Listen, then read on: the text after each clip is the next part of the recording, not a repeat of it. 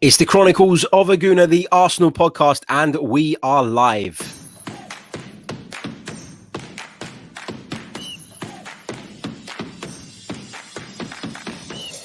You're listening to the Chronicles of a Gooner, the Arsenal podcast.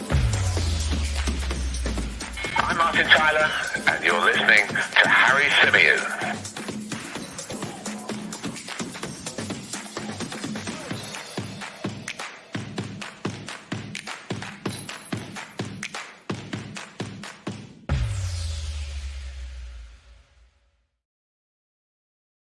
Hello and welcome back to the Chronicles of a Gooner, the Arsenal podcast brought to you by 90 Min. As ever, I'm your host, Harry Symeou, and on this edition, we're going to be discussing realistically how much money Arsenal can bring in from player sales this summer. Now, the reason I say realistically is because I've been reading loads of things on the internet. I've been reading loads of people's tweets, loads of people's kind of opinions that they've been posting in various forums and stuff. And I don't know if it's just me, but I feel like so many out there are just being completely unrealistic about what we can get for some of the players that we currently have, for some of the players that we're looking to move on. So I wanted to do a show where we kind of run through the players that we think Arsenal are looking to shift this summer. And then we try and we work out how much is a realistic amount. What's an amount we'd be happy with? And then we can try and work out how much that would raise for Arsenal and potentially try to get a better understanding of what our summer transfer window may look like. Because as I say, I do think a lot of people are being incredibly unrealistic in their valuations of some of Arsenal's players. Now, that's just my view on it, but I wanted to share that view rather than just kind of say, I think you're being completely unrealistic. I wanted to share my view with you guys so that we can kind of make some sort of comparison, and maybe we will meet in the middle. And of course, at the end of the transfer window, we'll be able to look back and see sort of how close we were to that prediction. But I do think that with so many people, their valuations of some of the players that Arsenal are looking to move out this summer are just completely and utterly unrealistic. So let's get into it without further ado. Let's say a few hellos first, actually, because there's lots of you in the live chat. Big hello to Jeff, who joins us from Korea, says it's midnight there. Hope you're well, Jeff. Big hello to Kim, who's joining us from Norway. Of course, hello as always to Matt, to Omar, to Lijo, to Darren, who's living in Canada. I hope you guys are all well. And of course, to Jack Burgess as well. Omar says, I need a trim. Do you know what? I don't even need a trim, but I've been kind of, I haven't put nothing in my hair today. That's why it's hanging all over the place. And yeah, there's a lot of hair. So it don't, if you don't put gel in it, it moves. And that's what's happened today. Right. But let's get into it then. Let's share the screen with you guys. So going to try and calculate what I think some of these players might be worth. I'm going to throw Joe Willock into the mix here, even though, Mikel Arteta has said that he wants to keep him, but we'll chuck him in as well, so we can try and work out what Arsenal could potentially raise this summer from transfers. And feel free to chuck your suggestions in the live chat box as well. What do you think these players are worth? Let me know as I go through them. Put the name of the player as well at the beginning of your comment, so it's easier for me to pick them out and understand exactly who it is that you're talking about. So Matteo Guendouzi. Let's start with Matteo Guendouzi because he was the subject of the live stream we did earlier on today. Interactive podcast, this one. So chuck your figures in for Matteo Guendouzi now. But from what we are led to believe, Marseille are willing to pay between 12 and 15 million euros for Matteo Guendouzi, which I'd imagine is a lot lower than what most people would have valued him at, would have put his price at, would have felt that Arsenal could get this summer. But I can see already in the chat box, look, having a look at it now, Omar says 20 million. Marble Halls TV says 20 million. Xhaka says 20 million. Sorry. Marble Halls TV was talking about Xhaka there. I got confused in the comment. But let's stick with the Guendouzi ones for now. Brad Richardson says break even, 6 to 8 million. Josh Hunter says Guendouzi 20 million minimum. I mean, I don't think we're going to get £20 million for him. Shane says 7 to 10 million is about what we can realistically get. So lots of you are kind of, in my opinion, overestimating what Arsenal can bring in for Matteo Guendouzi. And I'll explain why.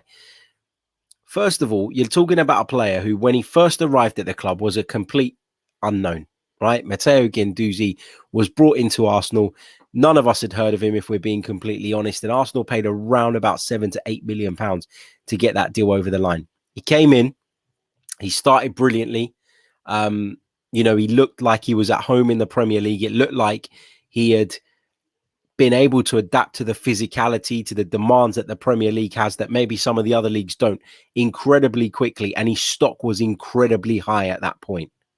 However, since Mikel Arteta's arrival, Matteo Guendouzi has been cast aside. Matteo Guendouzi has been sent out on loan to Hertha Berlin. He spent the season there. He didn't play particularly well.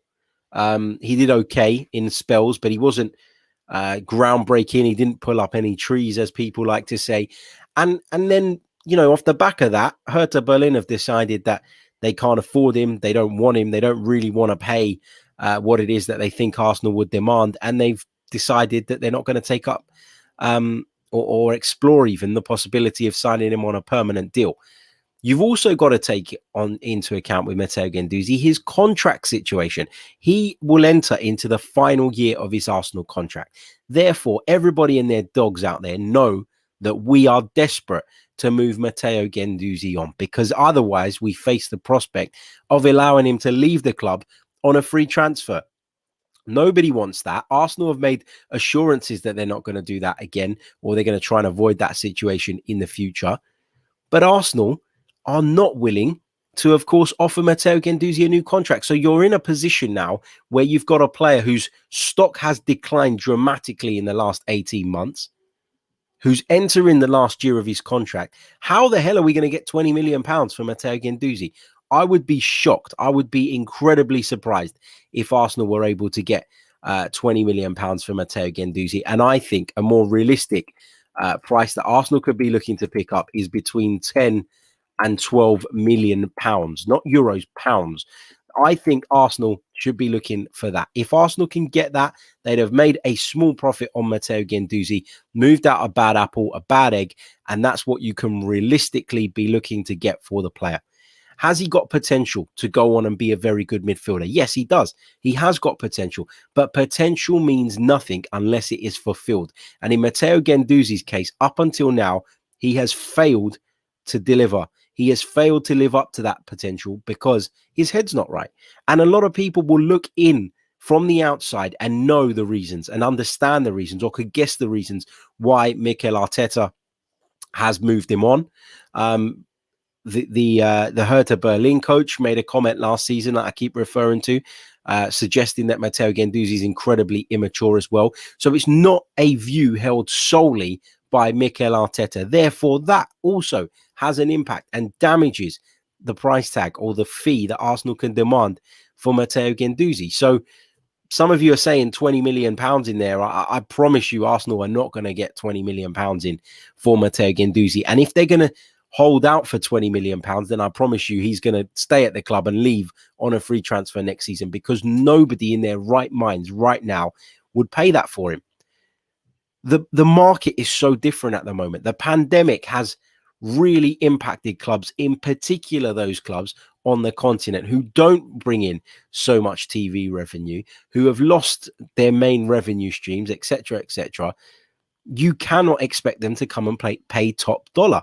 It's not going to happen. So that's my price tag on Matteo Guendouzi. Now, with Granit Xhaka, I'd say the same thing with regards to the foreign market, with regards to the fact that the clubs that we would want to sell Granit Xhaka to, or the clubs that Granit Xhaka may want to join himself, they're not going to be capable of paying what I believe Granit Xhaka is worth. So if we are going to make a decision to sell Granit Xhaka, then in my opinion, you got to be looking for anything between 20 and 25 million pounds. I think that this is one of those ones where you only sell him if the right offer comes across the table. This is not one I'm desperate to do. It's not a deal that I feel we have to absolutely categorically make sure happens over the summer. But if somebody offered in that region 20 to 25 million and the player wants to go, then I think you kind of have to consider it. So 20 to 25 million is what I think is realistic to demand for Granit Xhaka. Lucas Torreira is another interesting one because Lucas Torreira, of course, has made it incredibly clear that he doesn't really want to return to Arsenal Football Club. He knows he'll have to, and he knows that he'll be doing it reluctantly. But Lucas Torreira, at 25 years old, he still has until 2023 to run on his contract, so another couple of seasons. But in the case of Lucas Torreira, where again, we've loaned him out, we've showed that we don't really want him. We've loaned him out to Atletico Madrid. He's played a bit part at Atletico Madrid. Yes, you could argue the fact that they won the championship with him in the team or in the squad at least adds to that value and adds to what we could probably demand for Lucas Torreira. But it isn't going to be upwards of £10 million, in my opinion.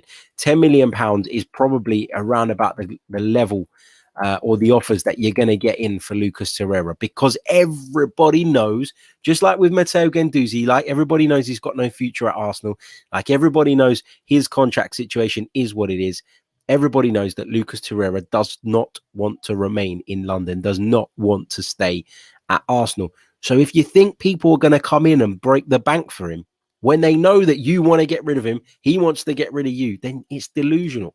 And honestly, I am amazed by some of the valuations I'm seeing. And Brad Richardson makes a good point in the chat box where he says he's still highly rated in Italy. He is, but the clubs in Italy are absolutely skint.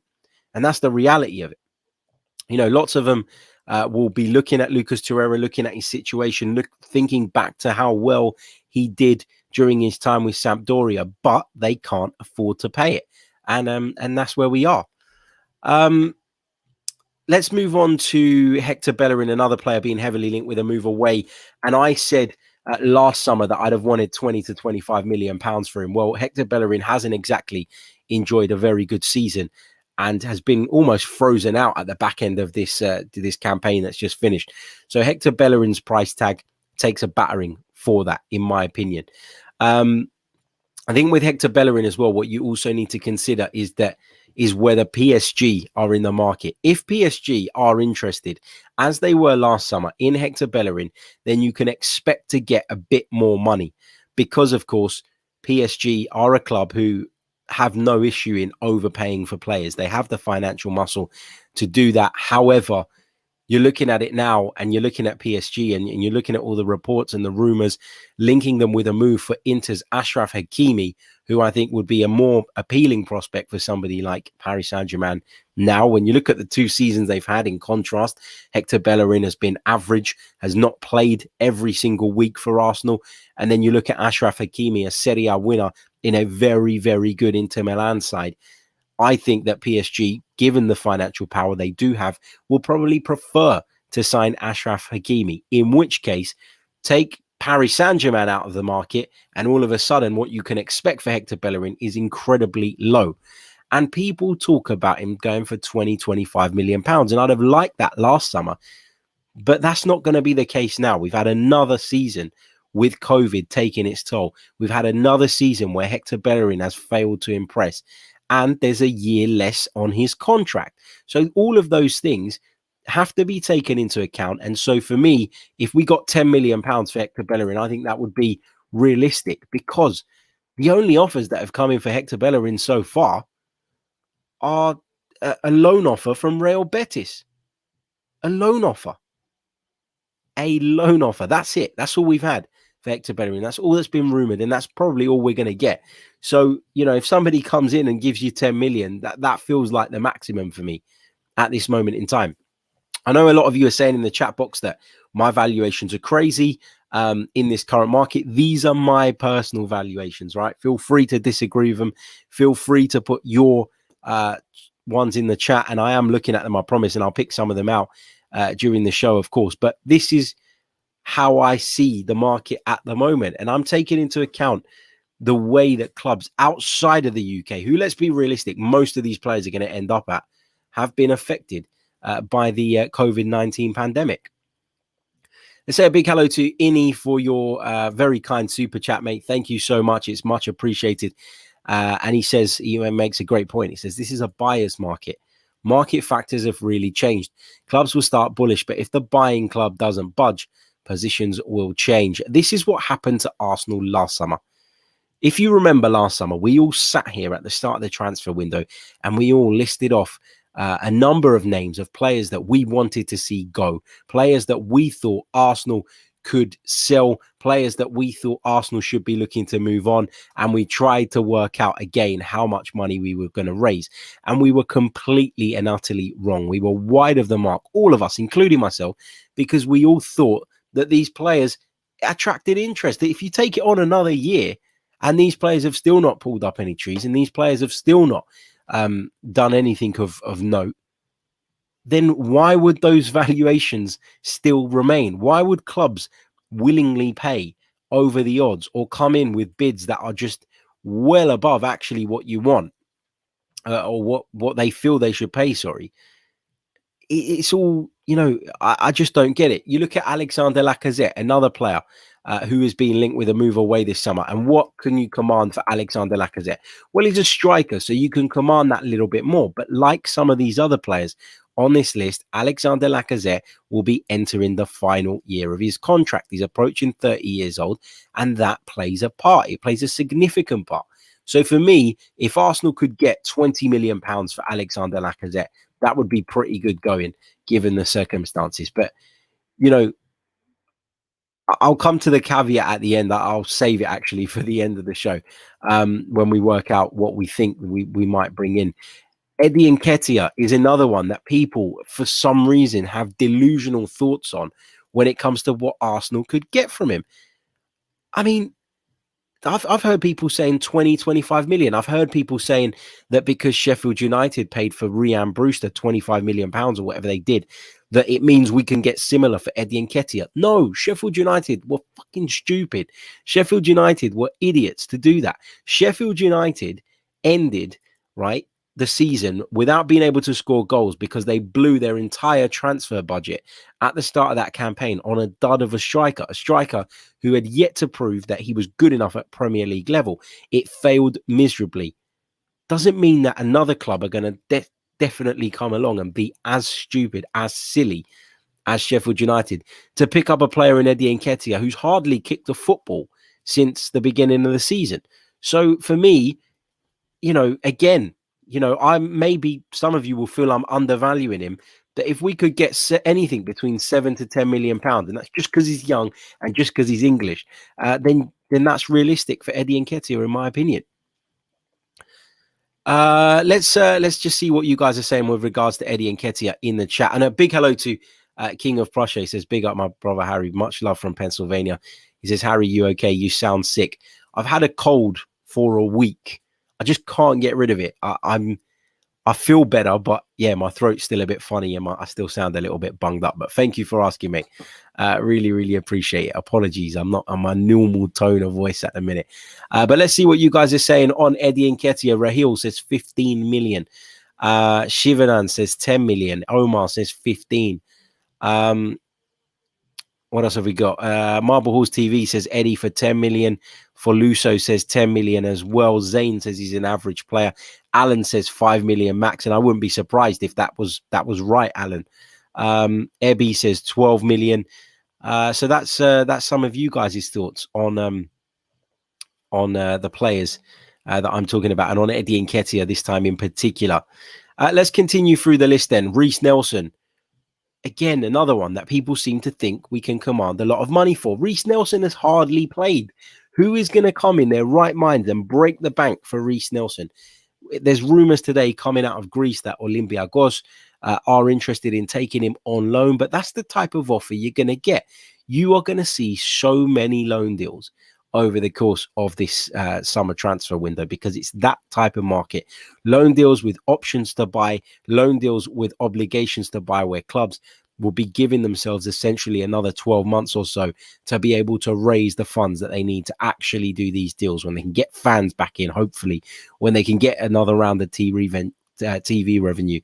I don't think we're going to be able to shift Reece Nelson, but for the sake of the thing, I'm going to put £3 million. Ainsley Maitland-Niles, another one that I've heard people banding about ridiculous prices for. Ainsley Maitland-Niles, in my opinion, damaged his valuation by moving on to West Brom and playing in that dreadful side and obviously insisting on playing in the centre of midfield. One of the appeals of Ainsley Maitland-Niles, I'd imagine for managers of other clubs who look at him, would be his versatility, would be that he can play on either side as a fullback, wing back, maybe as a centre midfielder too. And that would be sort of the main selling point for Ainsley Maitland-Niles. But if you've got a player insisting that he doesn't want to be that he wants to be a centre midfielder, and then he goes out on loan and fails to impress in centre midfield, then again, who is going to come and break the bank for him?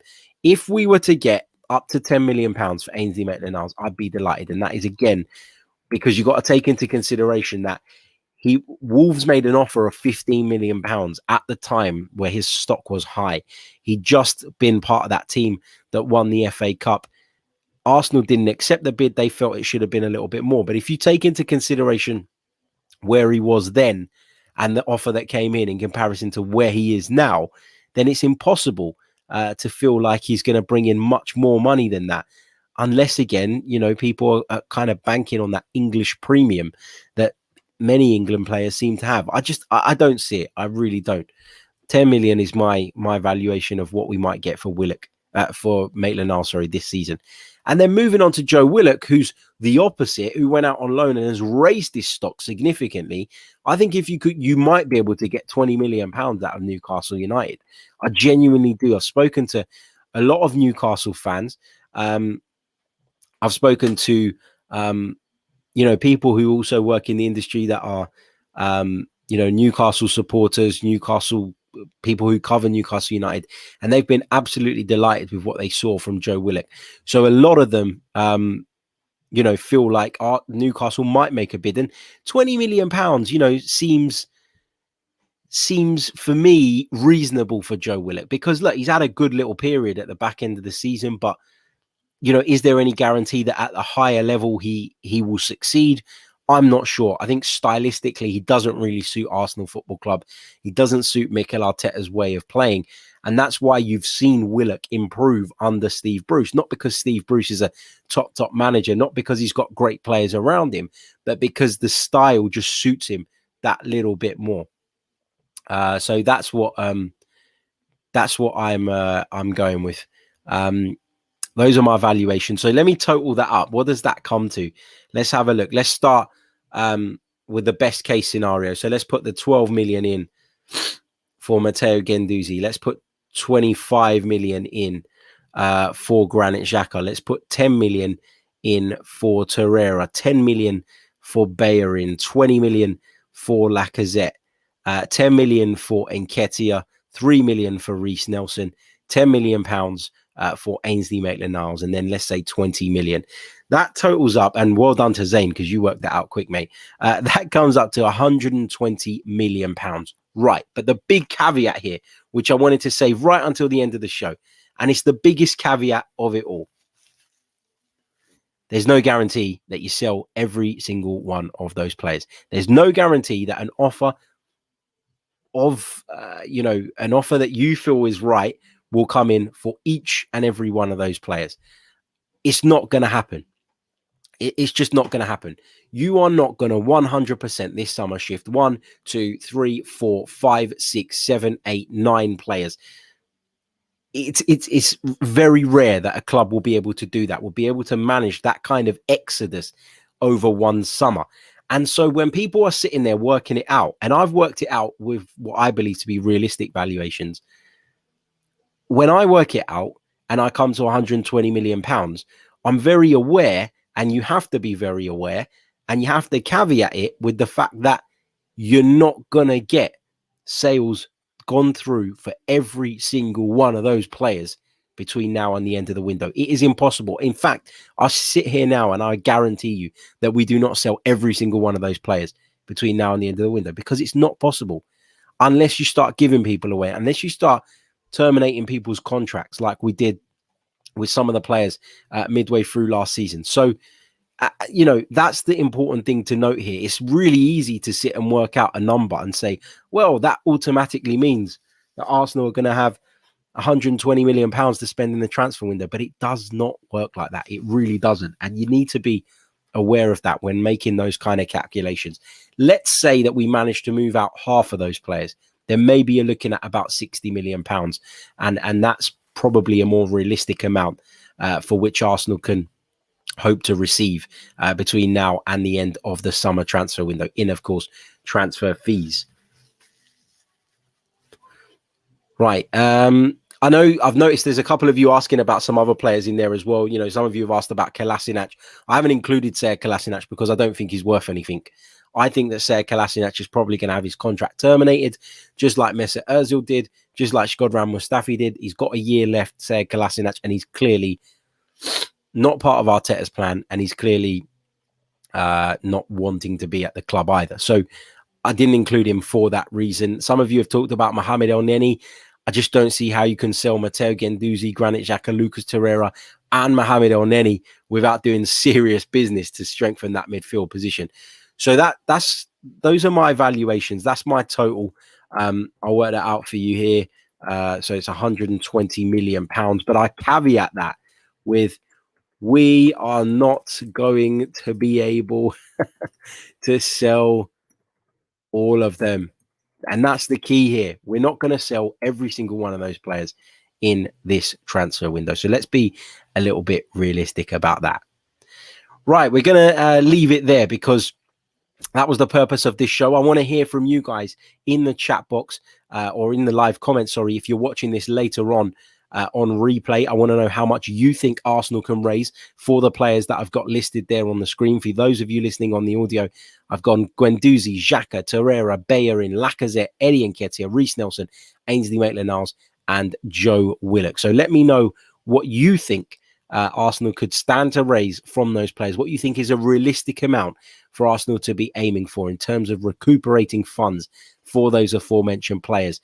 And then from then, Arsenal can start to plan their window. But of course, all of it is contingent on Arsenal being able to sell those players, is contingent on players, on other clubs, coming in for those players, and is contingent on Arsenal getting the valuations that they feel are realistic. Some of you talking about Mavropanos as well. Maybe we can throw him into the mix too. But I wouldn't imagine that he'd go for more than £5 to £6 million, in which case it's not a particularly significant one. I've tried to pick on the ones that I feel like people are really talking about, that have their rumours of their departures have really gathered momentum. And those are the players I came up with off the top of my head. Yes, we probably could have thrown Kolasinac in. We probably could have thrown Mavropanos, maybe Willian in as well. But those are the main ones for me. And that's what we can realistically be looking to raise if in an ideal world, we were able to sell them all. But that's very, very unlikely. So fingers crossed we get a cash injection from KSE, because we're bloody going to need it this summer, particularly with some of the windows that some fans seem to think we're going to have. So fingers crossed we can sell as many of these as we can, get the maximum that we can, and look to move forward in the summer. But it's going to be a difficult window, and Arsenal are reliant upon sales, just as they were last summer, which often means that you will end up seeing Arsenal doing business very late in the transfer window rather than getting it done early doors and out of the way. Right, I'm going to leave it there. I'll catch you all tomorrow with some more Arsenal content. Until then, take care of yourselves and stay safe. All the best.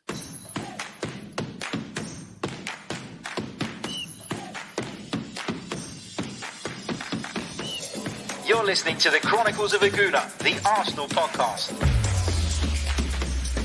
I'm Martin Tyler, and you're listening to Harry Symeou.